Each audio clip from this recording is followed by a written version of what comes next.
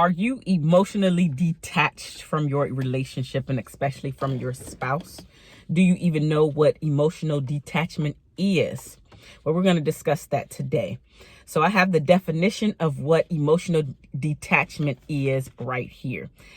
It means someone is physically present in the interaction or in the relationship itself, but they are not emotionally present or involved, meaning the person's mind is in control and their emotions are not allowed to participate.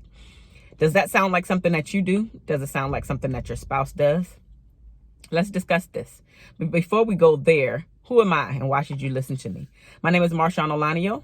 I am your favorite life and relationship strategist, and I help women that are married or in long-term relationships to stop feeling disconnected and unloved and shift them to feeling heard, appreciated, all while creating the intimate moments that she deserves as well as craves.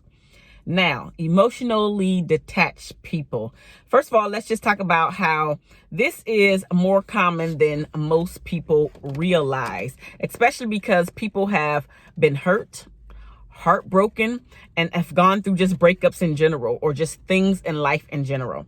And it's our way of actually protecting ourselves, which isn't helping us as much as we think that it is, or as much as we believe that it is.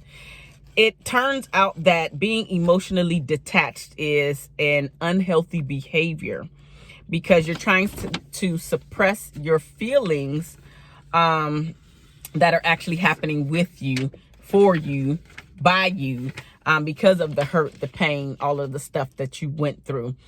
And now you're trying to fight for the control. You're trying to fight for the control to get that back into your life. And so a way, again, of protecting yourself, of controlling what's happening with you, is to become emotionally detached. Now, I want you to think about why you have become emotionally detached. And most of the things, most of the traumas, most of the unpleasant behaviors and habits that we learned or even experiences that we've gone through have usually come from somewhere in our childhood. Could it have happened in our adult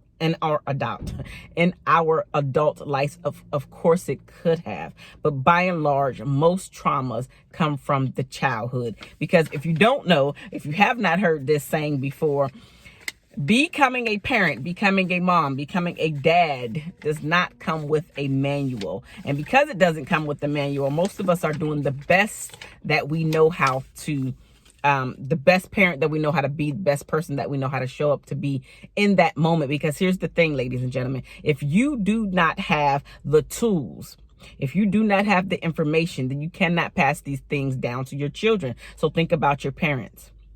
I'll talk about mine specifically. I was angry at my mom, and this has nothing to do with emotional detachment, but it does have to do with my childhood and why I became who I am.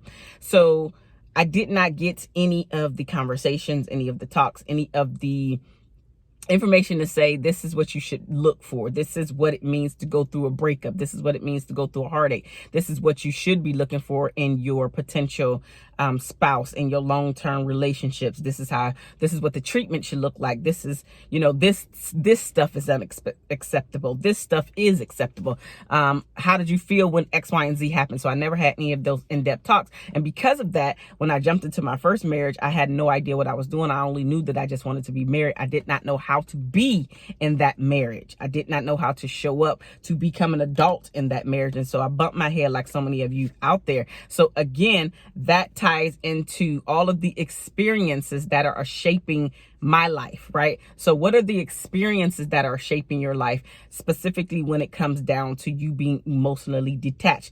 Or if you're the person that's watching this because your spouse is emotionally detached, then have you thought about having deep conversations to figure out the why? Because as I mentioned before, if you know the why, it's easier for you to give your spouse sort of a pass when they do certain things. Not to say that you're not going to call them on it and, say, hey, you need to work on this. But if you understand the why, then you have a tendency not to blow your gasket, because now you're like, okay, I remember when he shared X, Y, and Z with me. And so this is where this is coming from. Okay. But that, again, that does not mean that you don't bring up this behavior, because when it's something that we have learned to do for years, and most of us decades, depending on your age, it's going to take a long period of time for you to stop that behavior.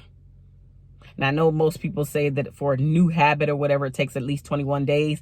When it's something that's been ingrained in you, whenever a problem comes up, guess what? We revert back to what we know. And if that thing is, whether it's toxic or whether it's good, usually we revert back to the toxic stuff versus the stuff that's now new to you, the new habits, the new behaviors. We usually revert back to the toxic stuff that we learned because we had been doing that. We've been in survival mode for pretty much decades. So find out why you are emotionally detached from the relationship and or your spouse. I mean, it could be an affair. Like I mentioned, it could be a life trauma, or it just could be heartache altogether. And you're like, no, that was not fun. And I do not and will not experience that anymore.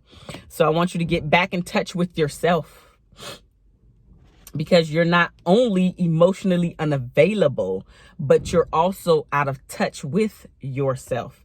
Your love relationships will only improve when your relationship with yourself improves.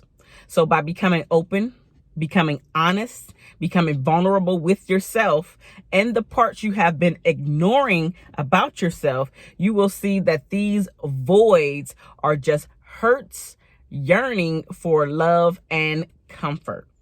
So figure out why you are emotionally detached. And once you know this information, share it with your spouse. Because again, as I mentioned, and as I talk about all the time, the way to create the intimate connections, the deeper connections, the way that you build the foundation, the way that you build the trust in your relationship, the way that you get the understanding that you're seeking from your spouse is to have these vulnerable, open, honest conversations with one another. And so if you can discuss why you are emotionally detached from the relationship and or from your spouse, then guess what? You're actually starting to build the bridges and the connective tissue for a better, y'all know I'm in healthcare, or most of y'all know. Anyway, so you will build the bridges and the connection will start to come back together. So maybe it's out here, right? And as you start to share and open up, they find their way back to one another.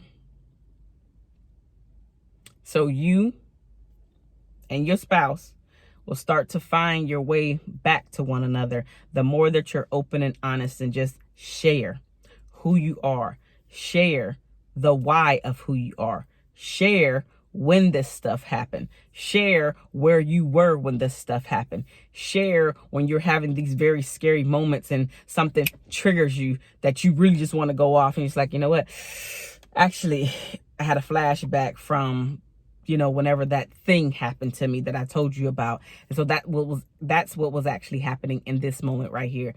I went back to that moment, and I'm telling you this, I'm sharing this with you because I want you to have a better understanding with me. But then also I want to feel safe again. I'm in that space. In this case, I'm feeling emotionally detached because I do not feel safe in this moment. It doesn't have to be an ongoing thing. It could just be moments, but moments can turn into very traumatic things, very traumatic situations in our relationships if we allow them. So you who's watching this, do not allow yourself to stay emotionally detached.